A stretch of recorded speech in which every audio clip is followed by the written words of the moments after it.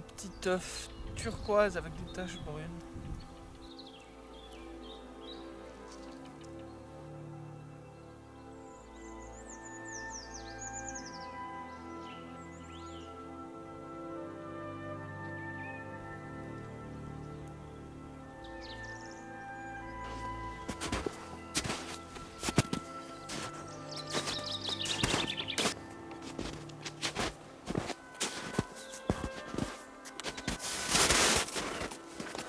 Je suis à la montagne et je viens d'entendre 2 gros oiseaux lourds s'envoler.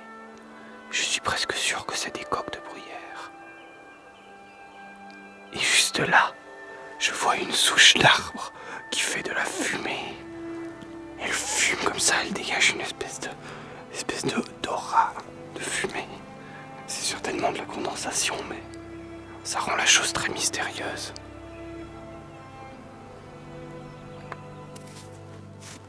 Je suis juste à côté d'un gouffre. Là, il y a un gouffre très très profond. Il ne faudrait pas que je tombe dedans. La personne ne me retrouverait avant 500 ans. Et là, c'est le gouffre extrêmement profond. Mais j'ai un peu peur d'aller plus proche. Ah, il y a plein de petits bourgeons de sapin. Ils sont tout frais.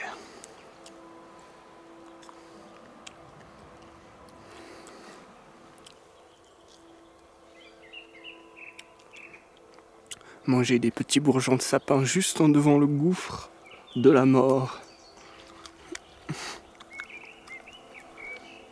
Ah, il est beau. Ça donne le vertige. Ça donne le vertige de regarder le sapin. Avec le ciel qui bouge. Faut pas avoir le vertige juste devant le gouffre. Éloignons-nous un petit peu.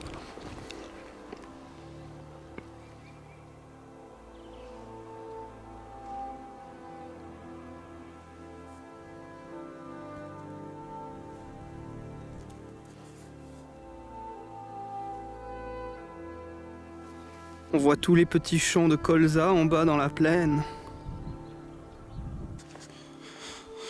J'aime beaucoup m'imaginer comment marche le cerveau. Et par exemple, juste avant, j'ai entendu un oiseau s'envoler et tout d'un coup, mon cerveau il s'est activé comme ça. Et tout d'un coup, tout autour de moi me semblait fantastique et merveilleux. Comme si quand on alimentait le cerveau avec quelque chose d'intérêt, il arrivait à trouver de l'intérêt partout.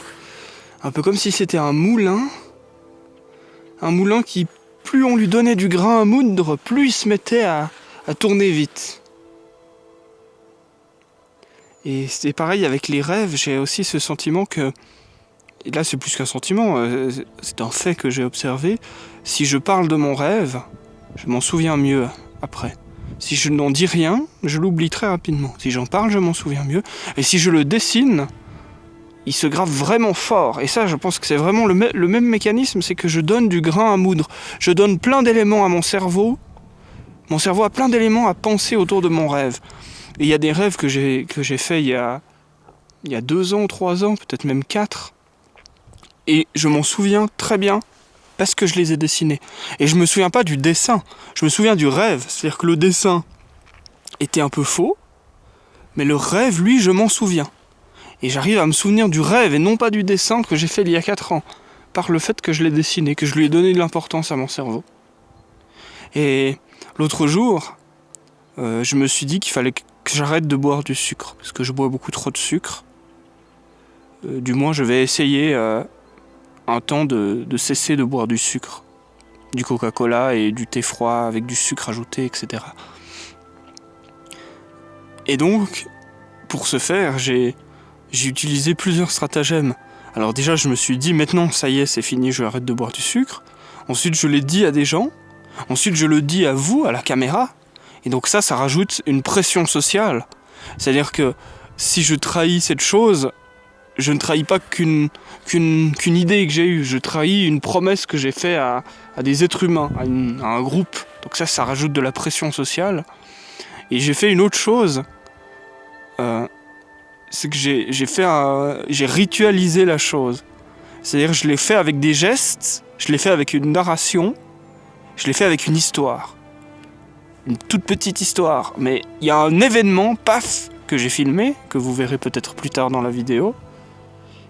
Et je l'ai filmé, je l'ai fait, et donc mon cerveau a plein de choses à mettre autour de cet événement.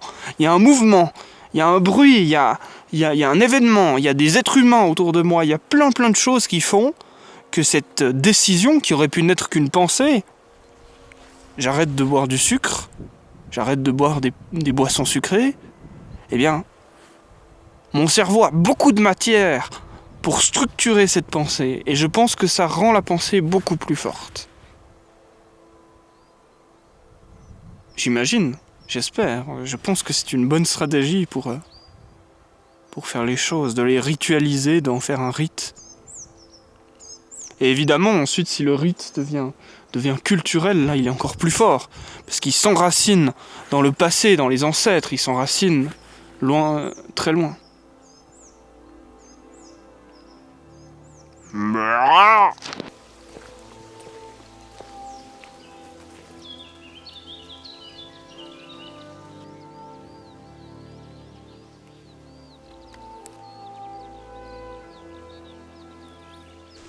Donc, en ce jour de lilas, je proclame l'arrêt et le démantèlement du parti de l'esprit, qui est le parti du thé froid.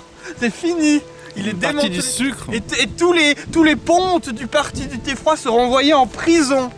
Pour bien marquer l'événement, je vais le ritualiser. Et donc, je vais faire un rituel pour que bien toute la population de mon corps soit au courant et puisse utiliser ce symbole comme symbole. Alors, je vais prendre la boisson sucrée, je vais lui tordre le cou, et puis je lui arrache les yeux, et après, je la lance au loin. Voilà, avec ce bruit précisément. Voilà. Et donc, je tends mon doigt, et si Dieu veut me tuer, qu'il me foudroie maintenant. C'est bon. Enfin, on va lui laisser un petit moment quand même.